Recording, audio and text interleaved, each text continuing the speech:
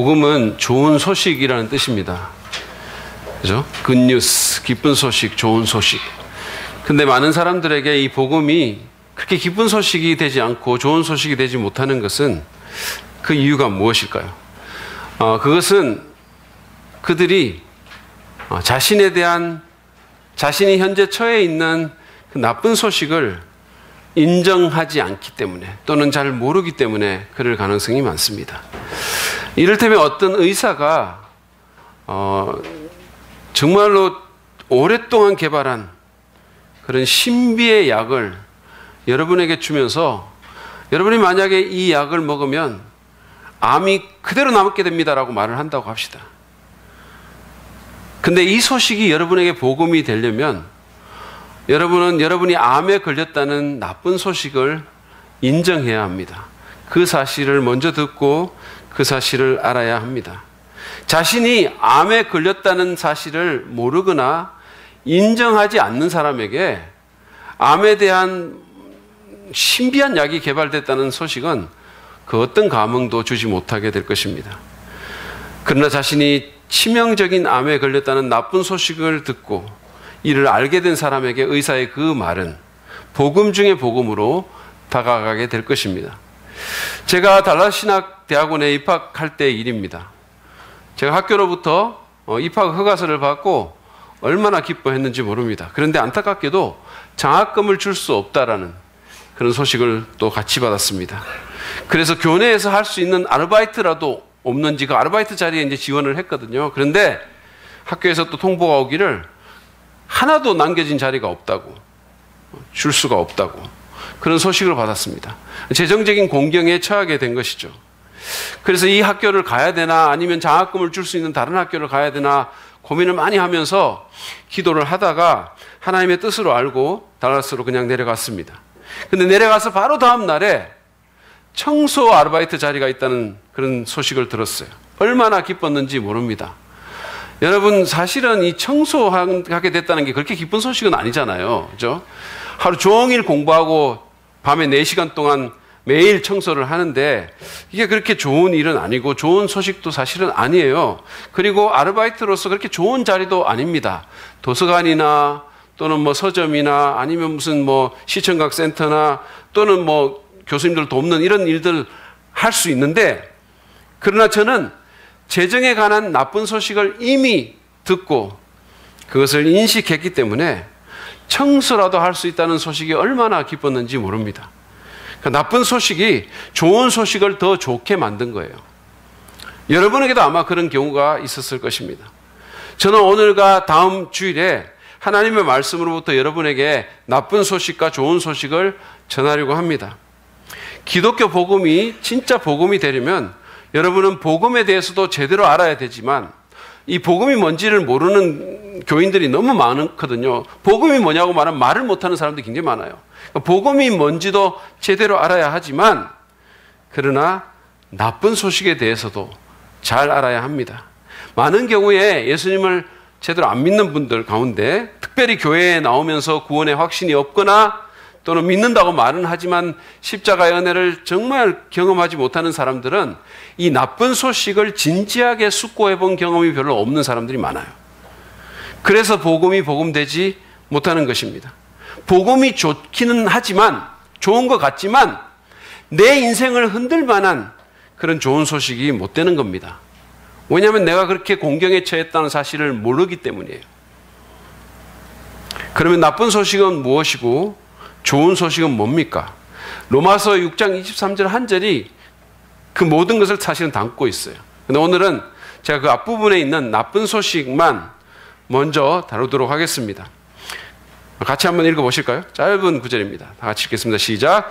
죄의 삭은 죽음이요. 예, 거기까지만. 죄의 삭은 죽음이요. 자, 이 나쁜 소식, 첫 번째 나쁜 소식은 뭐냐면 우리는 다 죽는다라는 겁니다. 이렇게 좋은 날 제가 이런 말을 해서 너무 죄송합니다, 사실은. 근데 이 죽는다는 사실부터 한번 먼저 생각을 해보죠.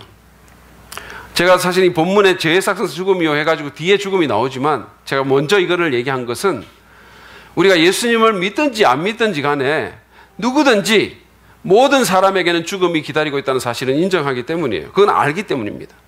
죽음은 우리 인간에게 가장 명백하고 보편적이고 가장 중요한 현실입니다. 그 누구도 죽음을 피해갈 수 없습니다. 제가 예전에 신학교에서 같이 섬겼던 한 목사님이 계셨는데요.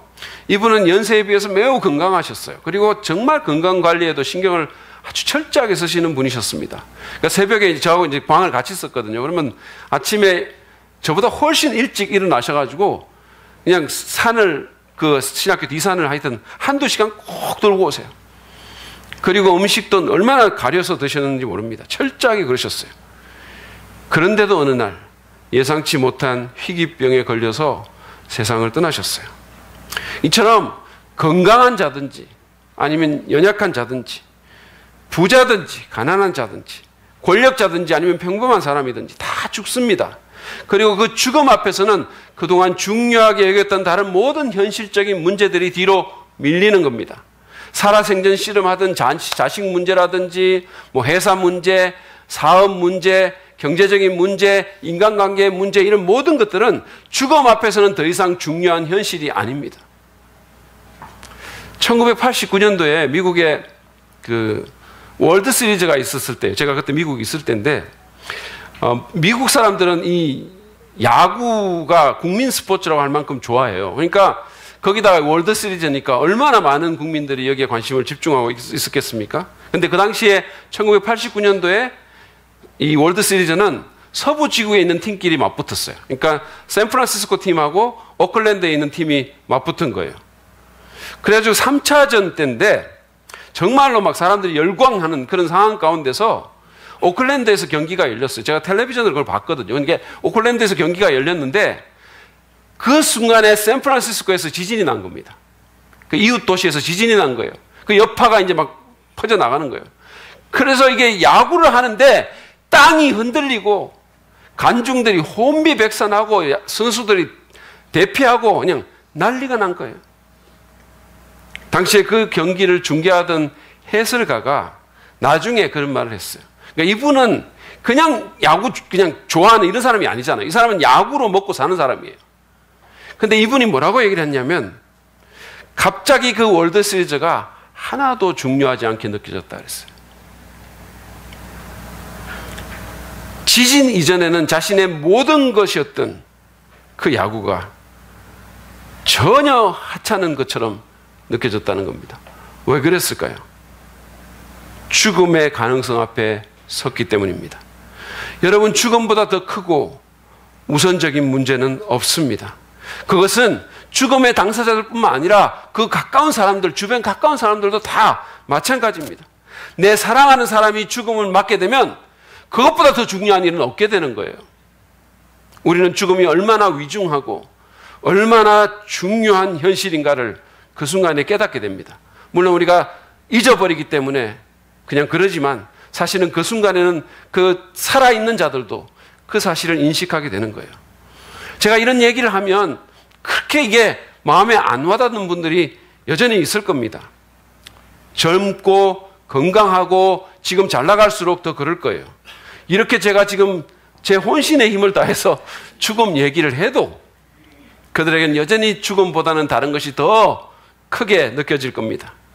왜냐하면 죽음이 멀리 있다고 생각하기 때문에 이게 현실적으로 느껴지지가 않는 겁니다. 누가 말한 것처럼 모든 사람이 죽는다고 말을 하지만 자기가 죽을 거라고는 아무도 생각하지 않아요. 젊을수록, 가진 것이 많을수록, 건강할수록, 무언가에 빠져 있을수록 더 그렇습니다. 그러나 그런 무감각함은 일종의 기만이고 사실 매우 위험한 것입니다. 왜냐하면 우리는 언제 죽음을 맞게 될지 아무도 모르기 때문이에요. 젊고 건강하다는 이유로 죽음이 더 멀리 있다고 누가 장담하겠습니까? 우리 주변에는 이런 나이에 죽음을 맞은 사람들이 굉장히 많습니다. 우리는 텔레비전으로 그런 것들을 맨날 봅니다. 제가 몇 년 전에 우리 고등학교 동창회 뭐 이렇게 뭐라 그러죠? 이게 동창회 책을 받았어요. 수많은 동문들의 그 이름이 있는. 근데 그걸 이렇게 제가 보면서 제 동기는 말할 것도 없고 제 후배들 가운데서도 이미 세상을 떠난 사람들이 여러 명 있는 것을 발견을 했습니다. 여러분, 우리는 태어난 순서대로 죽지 않습니다. 제가 불광동 교회에서 청년들 사역을 할 때 그 당시에 이제 같이 사역을 했던 배성현 전도사, 그 당시에는 전도사고 지금은 인도네시아 선교사로 가 있죠. 근데 당시에 배성현 전도사가 청년들을 바라보면서 이런 말을 했어요. 그러니까 이 의미 있는 삶을 강조를 하면서 여러분 모두는 지금까지 산 날보다는 앞으로 살 날이 더 많이 남아있지 않습니까? 이런 말을 했었어요. 그러다가 저를 봤어요. 그러더니 한 사람만 빼고요, 이렇게 말을 하는 거예요.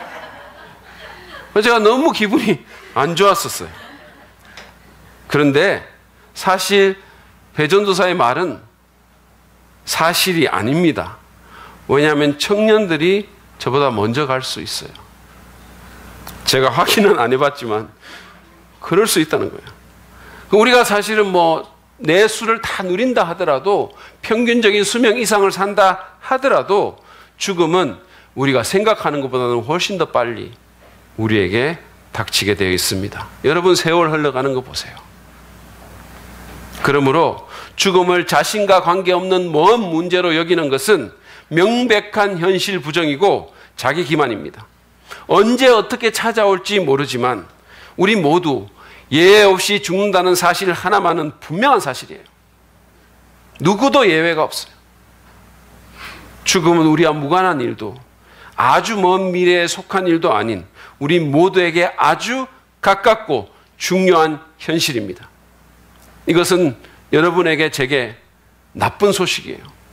그러나 더 나쁜 것은 본문에서 말하고 있는 죽음이 육신적인 죽음만을 의미하는 것이 아니라는 겁니다.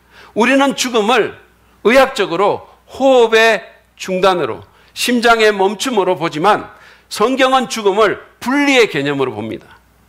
그런 맥락에서 육신의 죽음은 영과 육이 분리되는 것이라고 이렇게 말할 수 있을 것 같아요. 우리가 죽을 때 영혼이 몸에서 빠져나가는 겁니다. 그게 우리가 말하는 죽음이에요. 근데 이 육신의 죽음이 다가 아니라는 겁니다. 영적 죽음이라는 게 있어요. 그것은 인간의 영혼이, 인간이 하나님으로부터 분리된 그런 상태를 일컫습니다. 성경은 하나님을 인정하지 않고 그분과 상관없이 그분을 무시하면서 살아가는 자들, 다시 말해서 하나님으로부터 분리된 자들을 죽었다라고 말을 합니다. 영적으로. 바울은 에베소 성도들에게 그들이 예수 믿기 전의 상태에 대해서 이렇게 말합니다. 에베소서 2장 1절을 보시죠. 여러분 같이 한번 읽어볼까요? 시작.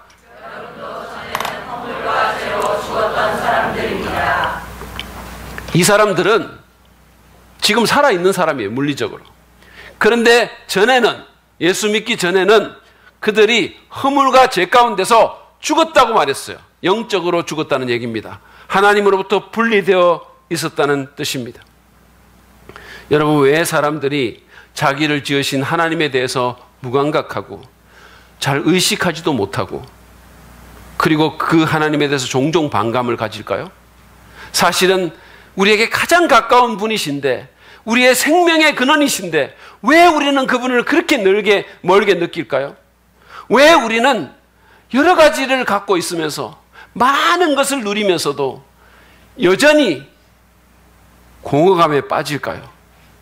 그것은 내 존재의 근원인 하나님으로부터 우리가 분리되어 있기 때문입니다. 그게 영적인 죽음입니다.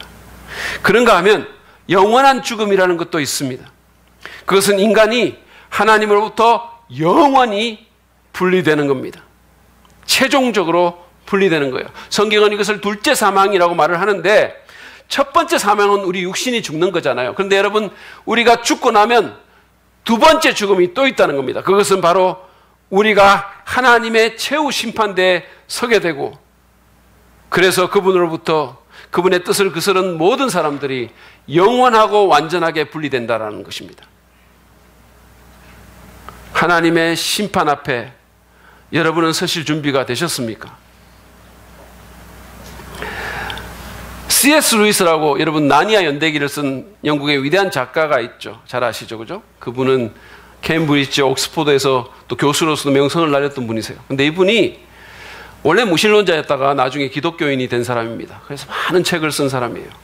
근데 이 사람이 한 번은 자기 비서와 함께 이렇게 무덤 묘지를 이렇게 거닐다가 자기 비서가 한 묘석을 보고는 막 깔깔깔깔 웃는 거예요. 근데 그 묘석이 뭐냐 하면 이거였어요. 여기 한 무신론자 잘 차려입고 갈 곳이 없어 누워있다. 여러분 장례할 때 이렇게 미국은 턱시도 같은 걸 입히잖아요. 잘 차려입히고, 그리고는 갈 곳이 없죠. 무신론자니까. 신이 없고 이게 다라고 믿었던 사람이니까. 그러니까 아마 그걸 해서 여기 한 무신론자 잘 차려입고 갈 곳이 없어 누워있다. 이렇게 묘석을 쓴 거예요. 그러니까 그게 좀 웃기니까 아마 그 비서가 웃었던 거예요. 근데 루이스가 정색을 하면서 이렇게 말을 했다고 합니다. 그 사람은 지금 여기 쓰인 이 말이 정말 진실이기를, 사실이기를 간절히 원하겠지. 이렇게 얘기했어요. 정말 갈 곳이 없어서 여기라도 누워있기를 간절히 원하겠지. 여러분, 무덤이 끝이 아닌 거예요. 어딘가를 가는 거예요. 하나님을 무시하고 그분으로부터 분리된 삶을 산 사람들은, 그분이 필요 없다고 말했던 사람들은 자신의 뜻대로 영원히 하나님에게서 분리돼서 영원토록 하나님 없는 삶을 살게 될 것입니다. 빛도 어둠도, 빛도 웃음도, 그 어떤 일반 은총도 차단된 완전한 어둠의 영역에서, 우리가 말하는 지옥이라는 곳에서 영원을 보내게 될 것입니다. 로마서 6장 23절이 말한 죽음은 이처럼 육신의 죽음뿐만 아니라 영적 죽음, 영원한 죽음을 망라하는 말입니다. 그것이 우리의 운명이라는 거예요. 이것이 우리에게 주어진 나쁜 소식이라는 겁니다. 여러분, 인생은 그냥 7, 80 또는 90 살다가 끝나는 거 아닙니다. 육신의 죽음 뒤에도 우리의 영혼은 계속해서 존재합니다. 한번 태어난 영혼은 절대로 없어지지 않습니다. 그리고 육신의 죽음 뒤에도 또 다른 죽음이, 다시 말해서 하나님의 심판이 있습니다. 여러분은 이 죽음의 문제에 대한 해결책을 갖고 사십니까? 이 문제 해결하셨습니까?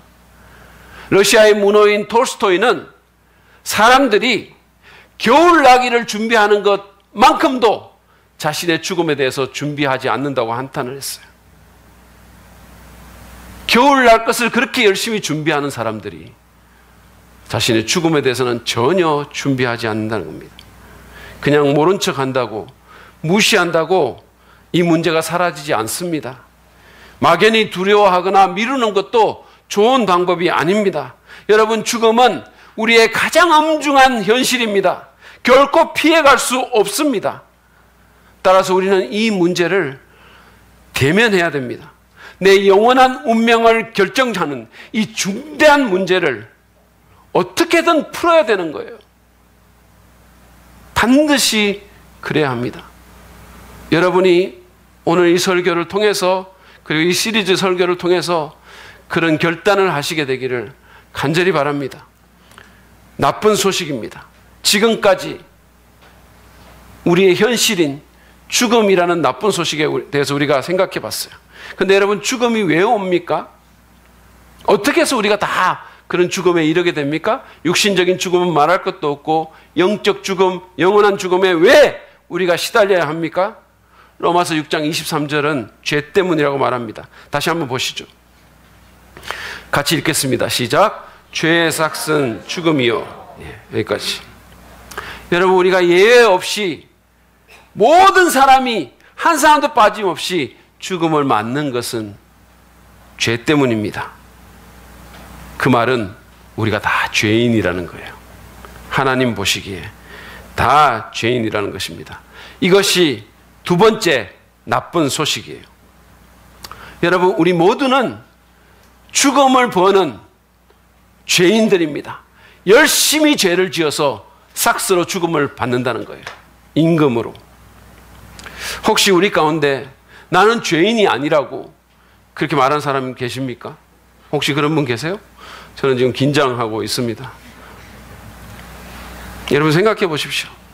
우리는 하나님의 말씀을 말할 것도 없고 국가와 사회의 법, 심지어는 내가 정한 규칙까지도 내가 못 지키는 거예요. 그러면서도 내 기준을 갖고 나는 괜찮다고 생각하고 다른 사람을 판단하는 거예요. 손가락질 하는 거예요.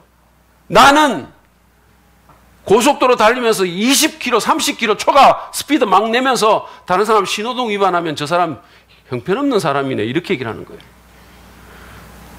물론 우리는 아동 성폭행범이나 연쇄살인범 아닙니다. 우리는 때때로 좋은 일도 합니다. 그러나 그렇다고 우리에게 죄가 없는 것 아닙니다. 잘 모르는 사람이 볼 때는 괜찮은 사람 같고 선한 사람 같지만 실상은 그렇지 않습니다. 저는 종종 이런 얘기를 많이 들어요. 집에 가서 한번 물어보세요. 또는 같이 한번 살아보세요. 뭐 이런 거 있잖아요. 흉악 범죄를 저지른 사람들에 대해서 그 이웃들이 종종 이런 말을 합니다. 그 청년 참 예의 바르고 착했던 청년이었는데 진짜 이런 일 하려고 생각도 못했어요. 이런 말 하는, 여러분 보도록 한 번씩 보잖아요. 우리는 때로는 존경받는 지킬 박사로 우리 자신을 포장하지만 밤이 되면 아무도 보는 이가 없을 때 되면 우리의 가드가 풀린 상태가 되면 남봉꾼 하이드씨로 바뀌어집니다. 예전에 개그 콘서트에 허민이라는 개그우먼이 이 학생으로 나오는 그런 코너가 있었어요. 허민이라는 이 여자 개그우먼이 굉장히 이렇게 순진하게 생겼어요. 지금은 좀 고친 것 같아요. 지금은 조금 이상해졌는데 하여튼 그때는 너무 이렇게 귀엽고 예뻤었어요. 그래가지고 그 어떤 학생들이 이렇게 자기 소개를 하는 그런 코너가 있었는데 그 표정으로 허민입니다 이렇게 했어요. 너무 귀여웠었어요. 그러다가 수가 틀리면 인상을 쓰고 허민이야 이렇게 하는 그런 경우가 있었어요. 그런 코너가 있었습니다. 여러분, 그게 우리 인간이에요. 좋은 일도 하지만 착할 때도 있지만 그러나 우리는 더 자주 악한 생각을 하고 나쁜 행동을 합니다. 누군가를 미워하고 판단하고 음란한 마음을 즐기고 교만과 탐욕과 질투와 사리를 품습니다. 언젠가 저는 그 한 여성 작가의 글을 읽는데 이 여성 작가가 마음속으로 남편을 여러 번 죽였다는 그런 글을 읽은 적이 있었어요. 그 글을 읽는 순간 섬뜩해지면서 나는 몇 번이나 죽었을까 그런 생각을 한 적이 있어요. 근데 여러분, 우리가 생각만이 아니잖아요. 때로는 우리가 그 행동으로 우리의 생각을 드러내죠. 분노를 폭발하고 남이야 어떻게 되든지 간에 자기 입속 생기고 잘난 체하고 자신에게 가장 가까운 배우자에게도 천연덕스럽게 거짓말을 합니다. 근데 여러분, 이것이 사실은 죄에 대해서 가장 우리가 알 수 있는 가장 깊은 사실이 아니에요. 성경은 우리가 그렇게 죄를 짓는 것에는 죄의 본성이 우리에게 있기 때문이라고 그렇게 말을 합니다. 누가 가르쳐 주지 않아도 알아서 죄를 짓는 추하고 부패한 성품이 우리에게 있다는 거예요. 저는 우리 두 아이를 키우면서 죄를 지으라고 한 번도 권면한 적이 없어요. 한 번도 그런 적이 없습니다. 어떤 부모도 그러지 않을 겁니다. 예, 풀리바, 너 이리 좀 와봐. 너는 그렇게 죄를 안 지어가지고 어떻게 이 험한 세상을 살겠냐? 이제부터 1시간씩 엄마하고 죄를 어떻게 하면 잘 지을 수 있을지 매일 공부하자.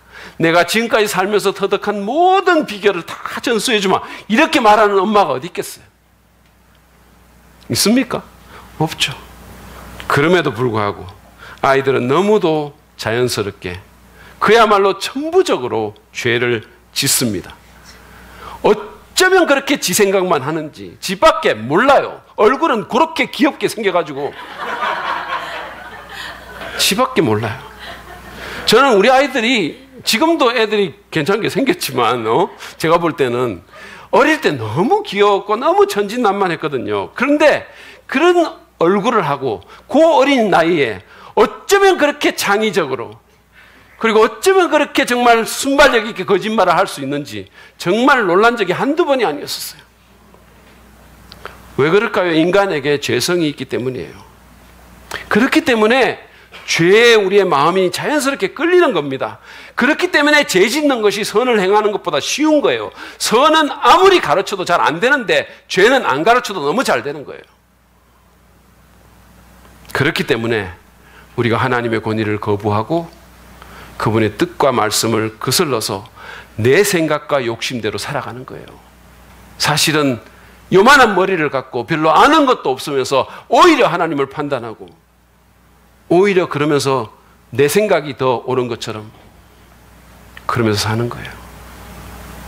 그런데 우리 안에 있는 이 타락한 죄의 본성과 더불어서 성경이 죄에 대해서 또 하나 가르쳐주는 깊은 사실은 죄의 본질이 그냥 거짓말이나 음행이나 도둑질 같은 행위가 아니라 하나님의 주인 되심을 거절하고 내가 주인이 돼서 살려는 마음의 자세라는 겁니다. 내가 모든 것의 주인이 되고 싶어 한다는 거예요. 내 인생은 나의 것이라고 부르짖는다는 거예요. 여러분, 죄를 뜻하는 영어 단어가 sin이잖아요. 그 단어의 중심에 I가 있어요. 나가 있습니다. 내가 중심인 상태, I-centeredness가 죄의 본질이라는 거예요. 내가 중심인 상태, 내가 주인이 되는 이 자세가 바로 죄라는 겁니다.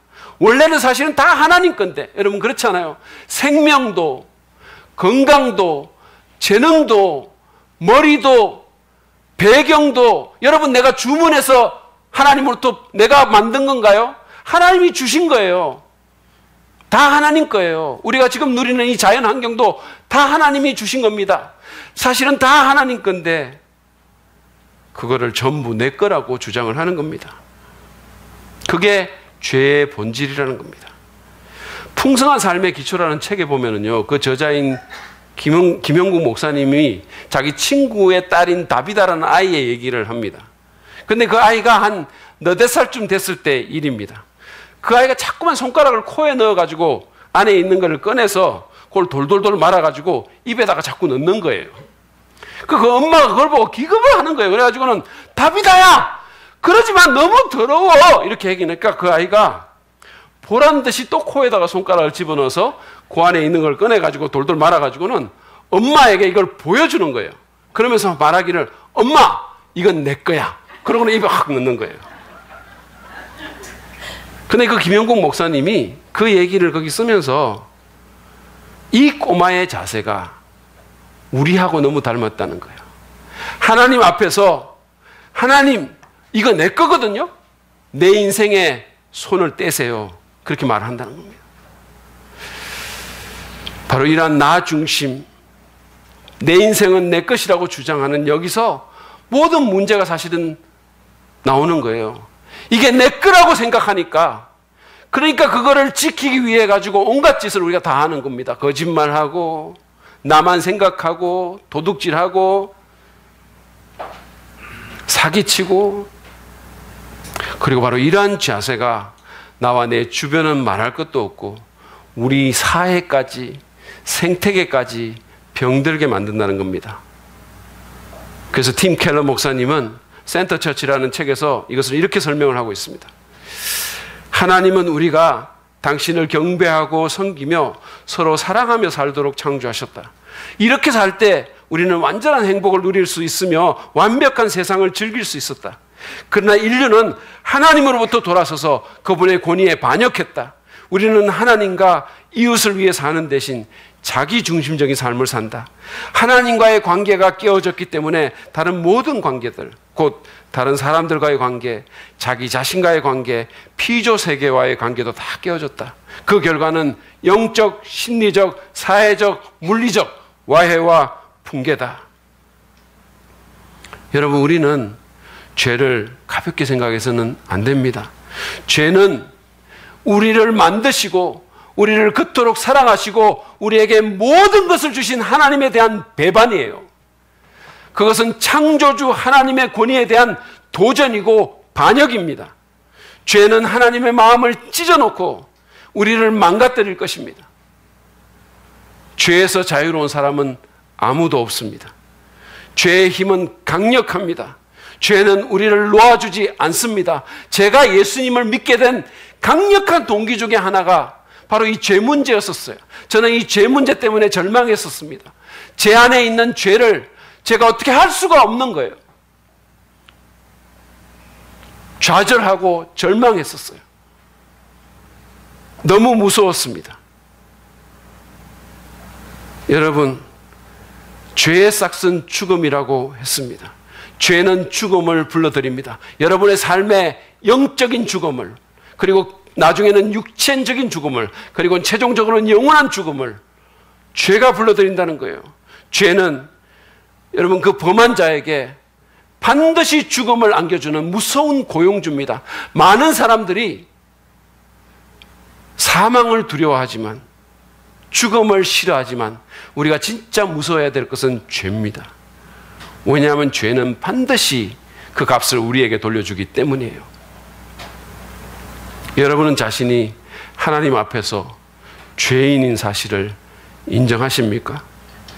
정말로 겸허하게 인정합니까? 정말로 통렬하게 인정하십니까? 아니면 반발하십니까? 만약에 우리가 내가 죄인이라는 사실을 인정하지 않는다면 우리는 예수님을 진심으로 찾지 않을 것입니다. 예수님은 마가복음 2장 17절에서 당시의 종교인들에게 이런 말씀을 하셨습니다. 건강한 사람에게는 의사가 필요하지 않으나 병든 사람에게는 필요하다. 나는 의인을 부르러 온 것이 아니라 죄인을 부르러 왔다. 여러분, 이 세상 사람 가운데 하나님 보시기에 의인이 누가 있겠어요? 예수님이 말씀하신 그 의인이라는 사람들은 스스로 의롭다고 착각하는 사람들이에요.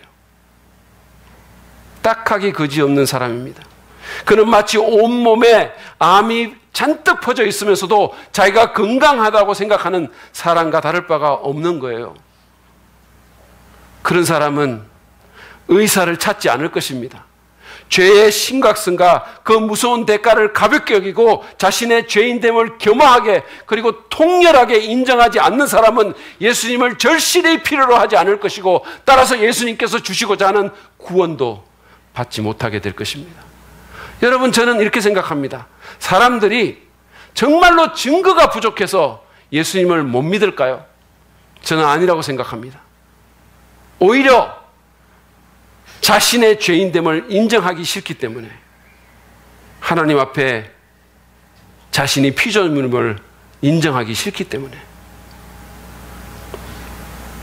그래서 하나님이 그렇게까지 절실히 필요하지 않기 때문에 예수님을 안 믿는 거예요. 못 믿는 것이 아니라 안 믿는 겁니다. 여러분이 죄인임을, 제가 죄인임을 주님 앞에서 인정하십시오. 아직 시간이 있을 때 하나님 앞에서 죄의 문제를 정직하게 인정하고 이에 대한 해결책을 강구하시기를 바랍니다. 이것보다 더 중요한 일은 없습니다. 오늘 우리는 우리 앞에 놓인 나쁜 소식 두 가지에 대해서 생각해 봤어요. 그것은 내가 죄인이라는 것과 그 죄로 인해서 내가 반드시 죽는다는 겁니다. 육체적으로 죽을 뿐만 아니라 영적으로 영원히 죽게 된다는 거예요. 그것은 너무도 나쁜 소식입니다. 그러나 그것보다 더 나쁜 소식인데, 그것은 뭐냐면 그 문제를 해결할 길이 우리에게 없다는 거예요. 지금까지 그 누구도 죄와 사망의 문제를 해결하지 못했습니다. 정치가도 철학자도 경제학자도 교육가도 종교인도 그 누구도 이 죄와 사망의 문제를 해결하지 못했어요. 우리는 원하든지 원하지 않든지 간에 자꾸 죄를 짓고 그 죄의 대가로 죽음을 경험합니다. 누가 무엇이 이 문제를 해결할 수 있을까요? 누가 우리를 죄와 사망의 권세에서 구원할 수 있겠습니까? 답이 없는 거예요. 이 세상에서는 답이 없습니다. 답이 없기 때문에 많은 사람들이 그냥 방치해버리는 거예요. 마치 죽음이라는 것이 없는 듯이 눈앞의 일에 집중하면서 정신없이 삽니다. 그 죽음이 언제 어떻게 닥칠지 모르는 상황 가운데서 우리는 그냥 모른 척하면서 에이 뭐 어떻게 되겠지 여행을 바라면서 그냥 사는 거예요. 이 얼마나 무모합니까? 이 얼마나 위험합니까? 이 얼마나 바보 같은 짓입니까? 내 영원한 운명이 걸려있는 문제입니다. 그런데 여러분, 감사한 것은 그게 다가 아니라는 거예요. 이 나쁜 소식을 일거에 뒤집어 줄 좋은 소식이 있어요. 제가 다음 주일에 여러분과 그것을 나누려고 합니다. 사실 오늘 설교는 제가 하기가 너무 힘들었어요. 준비할 때부터 정말 고통스러웠습니다. 이 좋은 날, 이 뭐 하는 짓입니까, 지금? 그럼에도 제가 이 설교를 할 수 있었던 것은 남아있는 좋은 소식 때문이에요. 그것은 예수 그리스도가 여러분에게 베풀고 싶어하는 은혜와 사랑에 대한 소식입니다. 잠시 후 있을 주의 만찬에서 우리가 기념할, 우리가 경축할 예수 그리스도의 죽으심과 부활에 연관된 소식입니다. 저는 여러분들이 다음 주일에 꼭 오시기를 바랍니다. 그때 좋은 소식을 듣기까지 이 나쁜 소식의 현실을 깊이 생각해 보기를 바랍니다. 그리고 겸손히 통렬히 인정하시기를 바랍니다. 그래야 좋은 소식이 진짜 좋은 소식이 될 것입니다. 정호성 시인이라는 그 시인이 있는데요. 이분의 햇살에게라는 짧은 시를 여러분과 읽고 마치겠습니다. 이른 아침에 먼지를 볼 수 있게 해주셔서 감사합니다. 이제는 내가 먼지에 불과하다는 사실을, 그것을 알게 해주셔서 감사합니다. 그래도 먼지인 나를 하루 종일 찬란하게 비춰주셔서 감사합니다. 여러분, 내가 먼지에 불과하다는 것을 알게 한다면 그건 사실은 좋은 소식이 아닙니다. 오히려 그것은 나쁜 소식이죠. 그러나 시인은 그 소식을 감사한다라고 말했습니다. 왜냐하면 그것을 알아야 그 먼지를 하루 종일 비치는 햇살의 은총을 깨닫게 되기 때문입니다. 다음 주일이 여러분에게 그런 날이 되기를 바랍니다. 아니, 오늘이라도 우리를 위해서 십자가에 달려 죽으셨다가 부활하신 그 예수님을 생각하는 주의 만찬 가운데서, 주님이 우리를 부르신 그 식탁 가운데서 그런 은혜의 역사가 있기를 간절히 축복합니다. 이 시간 우리 잠깐 머리 숙여 기도합니다.